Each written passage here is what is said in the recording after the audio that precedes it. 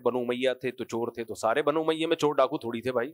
بنو امیہ نے پوری دنیا میں اسلام کا پرچار کیا ہے، کچھ غلط بھی تھے اس میں، صحیح بھی تھے. بس وہی ہے، دشمنی میں آپ ہر صحیح کام کو بھی غلط کہنا شروع کر دو، آپ کے پاس بچے گا کیا؟ بنو امیہ تھے، پھر بنو عباس تھے تو خلافت عثمانیہ تھی. بنو عباس کو بھی بہت سے لوگ غلط کہتے ہیں، بنو امیہ کو بھی سب کوئی ظالم، بنو عباس بھی ظالم. اور بنو عباس میں زیادہ تر تھے ہی حنفی، وہ تو ویسے ہی غلط ہو گئے آپ کی نظر میں، حنفی تھے. اور خلافت عثمانیہ ٹوٹل حنفی، تو سارے غلط.